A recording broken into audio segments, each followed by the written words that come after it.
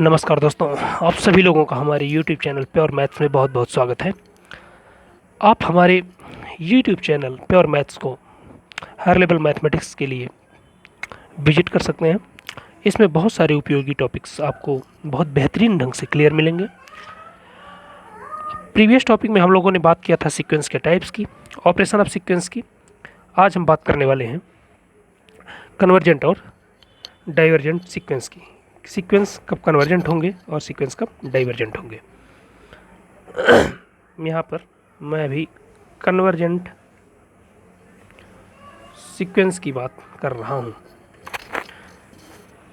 दोस्तों, एक sequence x n will be convergent if limit n tends to limit n tends to infinity इस तरह से हो कि एक्शन जो होगा वो क्या हो, एक फाइनाइट वैल्यू देने लगे। Limit n tends to infinity x n is equal to finite, मतलब एक्शन की जो लिमिट है कब, जब n इजकल टू इनफाइनाइट हो, तब उसकी वैल्यू क्या हो, एक फाइनाइट वैल्यू हो।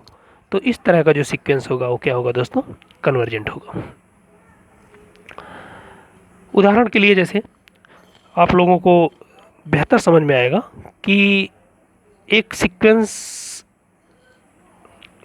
मान लीजिए 1/n है, xn इसका nth टर्म है। इस तरह से अगर मैं लिखूं तो xn equal to suppose sequence 1/n जो है ये क्या होगा, एक कन्वर्जेंट सीक्वेंस है, क्योंकि n की वैल्यूज़ इस पर लिमिट अगर हम लगाएं, limit n tends to infinity xn equal to क्या होगा दोस्तों, 0 हो जाएगा, क्योंकि n जो होगा इन्फिनिटी जब होगा तो 1/∞ इक्वल टू क्या हो जाएगा, 0 हो जाएगा। इस तरह का सीक्वेंस जो होगा वो कन्वर्जेंट हो जाएगा। अब इसको मैं थोड़ी से अलग तरीके से भी आप लोगों को क्लेरिफाई कर सकता हूँ। जैसे कि कन्वर्जेंट वर्ड से ही पता चल रहा है कि किसी एक पॉइंट पर कन्वर्ज होना, जैसे किसी एक पॉइंट पर बहुत सारी चीज़ें जाके कन्वर्ज हो जाएं, तो ये जो पॉइंट है this is the conversion point हो जाएगा यहाँ। तो इस तरह से ये जो सीक्वेंस, ये जो लाइनें दिख रही हैं क्या, टर्म्स है, ये टर्म्स जाके एक पॉइंट पे क्या हो रहे हैं, कन्वर्ज हो रहे हैं। इसको जैसे एलिब्रेट अगर करके मैं लिखता तो 1/1, 1/2, 1/3 डॉट डॉट डॉट 1/∞ तक गया था। देखो तो ये सारे पॉइंट्स जो हैं छोटे होते जा रहे हैं, और इतने छोटे हो जा रहे हैं कि जाकर के क्या हो जा रहे हैं, 1/∞ की तरफ जा रहे हैं, मतलब 0 की तरफ अग्रसर हो रहे हैं। इस तरह का जो कन्वर्जेंट सीक्वेंस होगा दोस्तों वो कन्वर्जेंट सीक्वेंस होगा। उम्मीद करता हूँ ये चीज़ आपको बेहतर क्लियर हो गई होगी। अब मैं डाइवर्जेंट की अगर बात करूँ, डाइवर्जेंट सीक्वेंस तो वह सीक्वेंस जो डाइवर्ज कर रहा है, मतलब फैल रहा है आगे की तरफ जाके। यहाँ पे इस तरह हमने कन्वर्ज करके दिखाया था, यहाँ पर क्या है दोस्तों, फैल रहा है इस तरह से। मतलब कि कोई भी सीक्वेंस डाइवर्जेंट सीक्वेंस होगा जब वह किसी एक पॉइंट पर जाकर कन्वर्ज ना करे, बल्कि क्या हो रहा है, स्टेप में टर्म बाय टर्म क्या हो रहा है, वो फैल रहा है। जैसे एग्जांपल के लिए एक सीक्वेंस एशियन है, वो सपोज 2 स्क्वायर के फॉर्म का है, sorry 2 to the power n के फॉर्म का है, 2 टू द पावर n के फॉर्म का है। तो 2 टू द पावर n का मतलब दोस्तों हो रहा है कि n के जगह पे जैसे आप 1 रखेंगे तो 2 की पावर 1 होगा, n की जगह पे 2 रखेंगे तो 2 की पावर 2 होगा। इस तरह जैसे जैसे हम आगे चल रहे हैं वैसे क्या हो रहा है, टर्म आगे बढ़ता जा रहा है। तो इससे पता चल रहा है कि ये सीक्वेंस जो होगा वो डाइवर्ज कर रहा है, मतलब डाइवर्जेंट सीक्वेंस होगा। जैसे कि क्या हो जाएगा, n की जगह पर 1 रखे 2 हो गया, 2 रखेंगे 4 हो जाएगा, 3 रखेंगे तो 8 हो जाएगा। इस तरह से जैसे जैसे आगे जा रहे हैं वैसे सीक्वेंस क्या हो रहा है, फैल रहा है, बढ़ रहा है, मतलब ये डाइवर्ज कर रहा है, मतलब ये कहीं भी कन्वर्ज नहीं कर रहा है। तो इस तरह का जो सीक्वेंस होगा दोस्तों क्या होगा, डाइवर्जेंट सीक्वेंस होगा। इसको भी डिफाइन करने के लिए बोल सकते हैं कि s n sequence will be divergent if,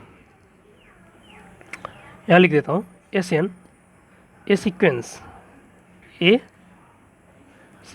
SN will be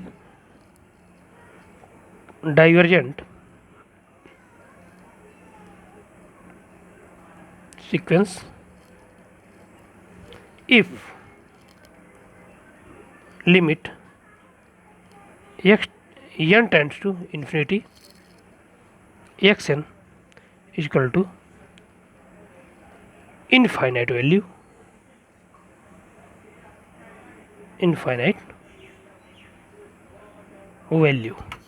मतलब कि limit n tends to infinity x n के ऊपर अगर लगाएंगे तो जो वैल्यू आएगी वो क्या आएगी दोस्तों, इनफाइनाइट वैल्यू आएगी।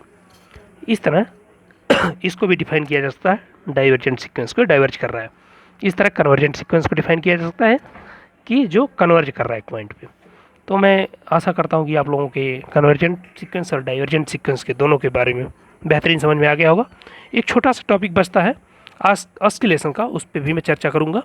उसमें जैसे -1 +1 -1 +1 इस तरह से आगे पीछे होता रहेगा, उसको ऑस्किलेशन सीक्वेंस बोलते हैं और कुछ नहीं है। अब आगे के टॉपिक में मैं बात करूँगा आप लोगों से इसके आधार पर जो थ्योरम्स हैं और जो लीस्ट अपर बाउंड और ग्रेटेस्ट लोअर बाउंड है उस पर भी डिस्कस करूँगा। तब तक के लिए इतना ही, और आगे के वीडियो के लिए आप थोड़ा वेट कर सकते हैं। धन्यवाद दोस्तों, thank you so much for watching my videos.